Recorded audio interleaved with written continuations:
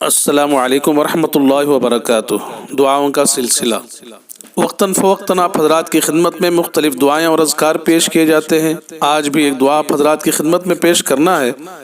دعا کے پیش کرنے سے پہلے ایک اہم ہدایت گوش گزار فرما لیں کہ دعا کا فائدہ موقوف ہے فرائض اور واجبات کے ساتھ ساتھ گناہوں کے چھوڑنے پر۔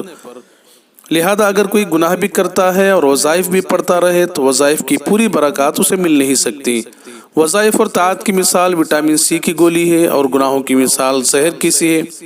لہذا اگر کوئی 500 پاور کی وٹامن سی کی گولی استعمال کرے اور 1000 پاور کا زہر کھائے تو زہر ہی کا اثر غالب رہے گا۔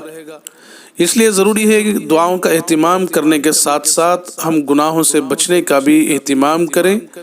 گناہوں کا ارتکاب کرنے سے اپنے آپ کو بچانے کی کوشش کریں، اگر ہو جائے تو توبہ کا اہتمام کریں۔ اللہ تعالیٰ توفیق نصیب فرمائے۔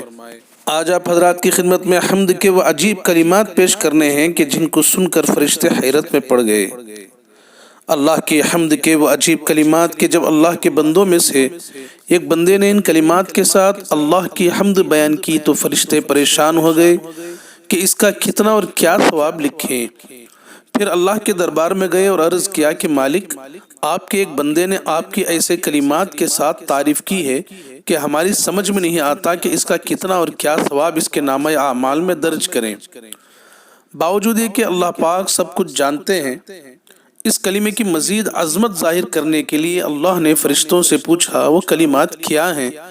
تو فرشتوں نے کہا وہ کلمات یہ ہیں: یا رب لک الحمد کما ینبغی لجلال وجہک ولعظیم سلطانک۔ کنز العمال کی روایت ہے، جلد نمبر 2 صفحہ نمبر 298۔ اللہ تعالیٰ عمل کی توفیق نصیب فرمائے۔